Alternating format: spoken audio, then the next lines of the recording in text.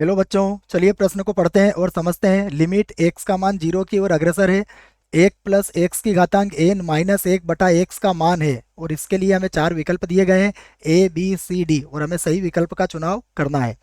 प्रश्न को हल करने से पहले हम प्रश्न के लिए मुख्य अवधारणा लिख लेते हैं। तो प्रश्न के लिए मुख्य अवधारणा, जिसकी सहायता से हम इस प्रश्न को हल करेंगे। मुख्य अवधारणा में हम एक मानक सीमा लिखेंगे जिसकी सहायता इस प्रश्न में ली जाएगी। तो मैं यहाँ लिख देता हूँ मानक सीमा।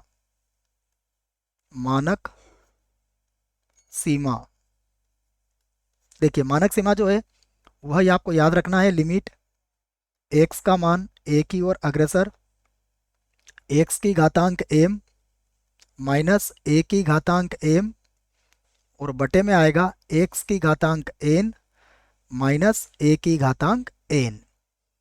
तो इसका जो मान होता है वो आपको याद रखना है, ये होता है एम बटा एन और ए की घातांक एम माइनस एन। तो यह सूत्र आप याद रखें। आइए प्रश्न में दी गई सीमा को लिखते हैं और हल करते हैं। तो जो सीमा मुझे दी गई है वो है लिमिट एक्स का मान जीरो की ओर अग्रसर, एक प्लस एक्स, इसकी घातांक एन है, और माइनस एक, और बटे में होगा एक्स। इसको एक बार और लिखेंगे हम। लिमिट एक्स का मान जीरो की ओर अग्रसर, एक प्लस एक्स की घातांक एन माइनस एक, और बटे में आ जाएगा एक्स। अब हम इसमें एक्स का मान जीरो रख के देखेंगे, अनिर्धारित रूप आएगा तो प्रश्न को आगे हल करेंगे, अन्यथा वही हमारा उत्तर होगा। तो हम जैसे एक्स का मान जीरो रखेंगे, देखिए ऊपर कितना आ जाएगा जीरो, नीचे भी कितना आ जाएगा जीरो, तो जीरो बटा जीरो रूप है, अर्थात ये तो अनिर्धारित रूप है। इस स्थिति में सीमा को मान यह नहीं होगा, हमें इस प्रश्न को आगे हल करना पड़ेगा। तो इसको आगे हल करने के लिए देखिए अब क्या करेंगे हम। लिमिट एक्स का मान जीरो की ओर अग्रसर,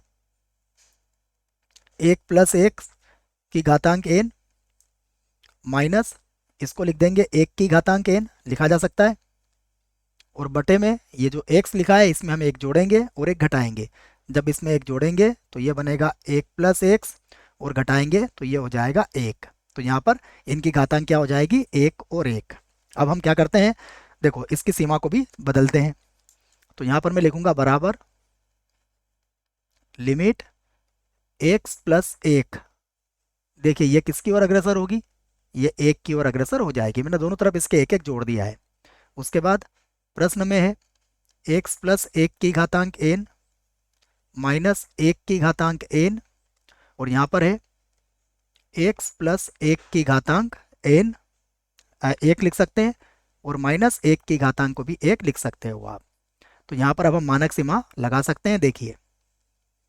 और अगर मानक सीमा को और अच्छे से समझना चाहते हैं तो मैं इसको मान लेता हूँ, तो उससे और अच्छे से समझ में आ जाएगी। माना एक्स प्लस एक बराबर वाई। एक्स प्लस एक को मैंने क्या मान लिया है, वाई मान लिया है। तब देखिएगा, अब हम जब लिखेंगे तो बराबर यहाँ पर हो जाएगा लिमिट, अब ये y का मान किसकी ओर अग्रसर हो जाएगा, एक की ओर अग्रसर हो जाएगा।